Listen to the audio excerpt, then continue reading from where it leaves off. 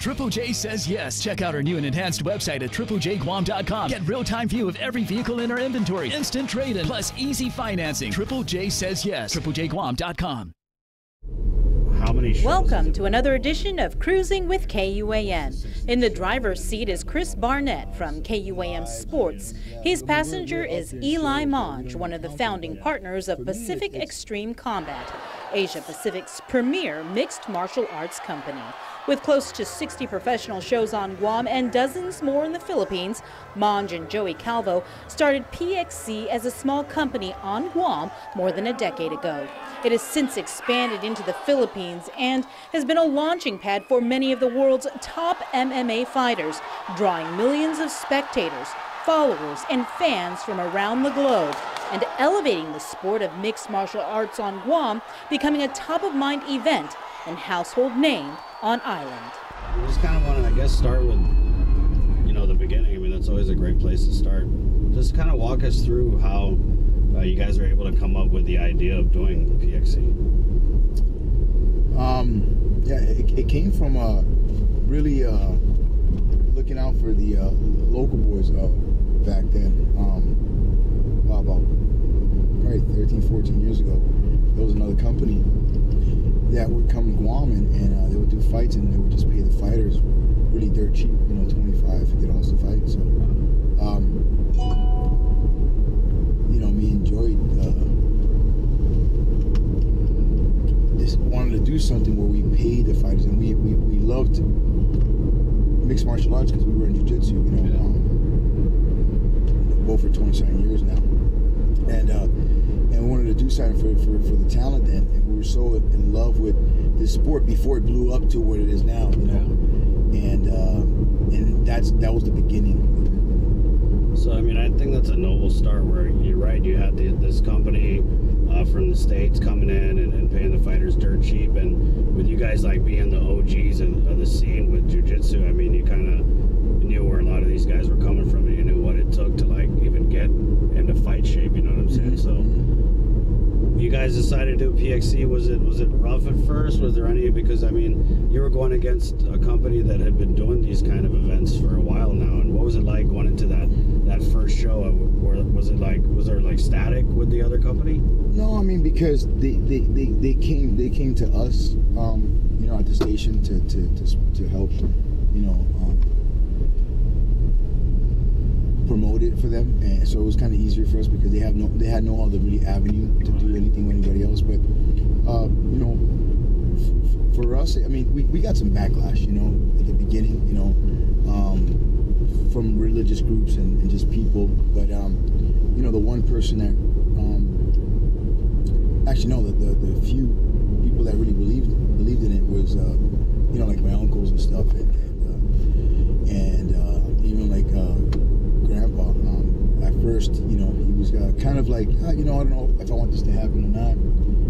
And then the first night that we had our fight, and we showed him what the company can make, and he was like, okay, you know what, now this can be a good viable company. So yeah, and that's kind of neat too, is that a lot of people thought that, oh, this is just a pet project because those guys, they train jits or whatever, so they're just bankrolling this. But at the end of the day, after that first night, you guys like turned a profit, you know what I mean? And that's what I think like really turned, raised some eyebrows as far as like, this is not just a fight game, it's like a business too. Yeah. And so after that first show, I mean, just because I was there, obviously it was real like grassroots and homegrown, and I remember like production wise, we had like people, doing multiple things and just trying to make that first show happen. But back then it was funny because we wore so many different hats.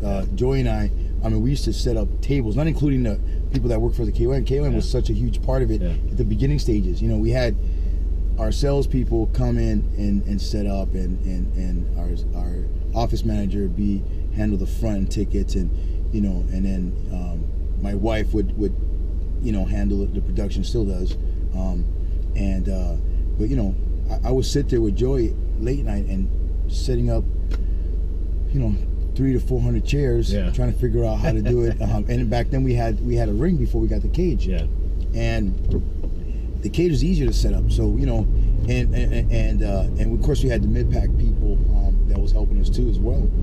And yeah, so it was really a hands-on. You know, we all put in some work, and we got dirty. And at the end of every fight, Joey and I will stay behind and take down all the chairs with our small little group. And now it's different. I mean, the company has grown. You know? Yeah, it has. But I just remember like the jitters. Like I've never done anything like that before, and you know, watching like boxing and you know watching other ring announcers. I mean, when you guys came to me and it was like, hey, you know, we want you to host this thing, I was super nervous. So that first fight for me, I mean, just like not even talking about the behind the scenes stuff, but just being in the ring or the mic with like a bunch of like fighter guys. I mean, it was like something I never did before. And just for you guys, I can't even imagine like on the production end, because that's always something that really sets PXC apart. Is like, yeah, the fight card. I mean, that kind of sells itself because we know we have some good fighters on the organization. But really, what to me sets it apart is like it's a production. You know what I mean? It's like